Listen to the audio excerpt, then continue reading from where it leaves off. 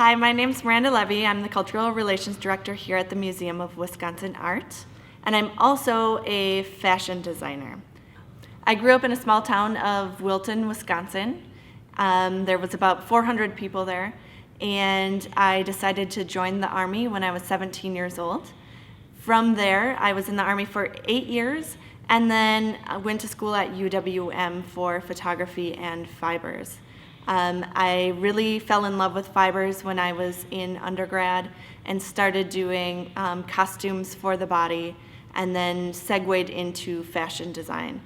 About 5 years later, after I was out of college, I was primarily doing fashion design and went on Project Runway. These dolls are part of the Milwaukee Handicraft Project started by Elsa Ubrecht during World War II. The women involved in the Handicraft Project made these dolls and other items to make money for their families. The really interesting thing about the design of these dolls is that the women designing these products were not designers. They weren't pattern makers. They were teachers that were employed by Elsa Ubrecht.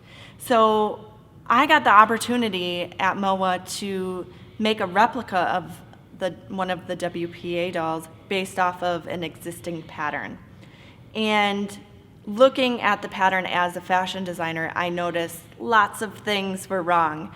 They had different seam allowances on them. Some had a 1/4 inch, some had 3/8 inch. There were missing pieces to the pattern.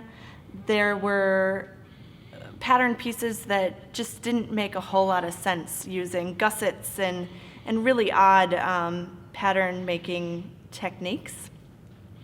And this just proves that they weren't made by pattern makers.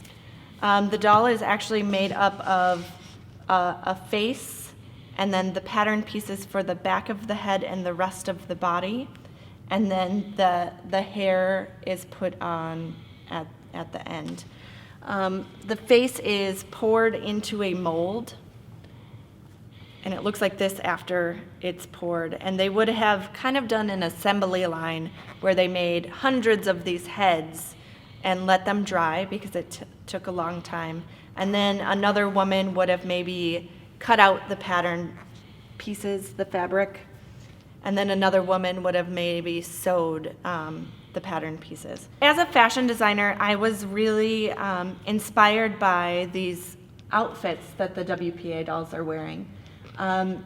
They're really interesting because each doll has a different ethnicity, and they're wearing different costumes from their culture, and they were primarily used for teaching children how to button clothing.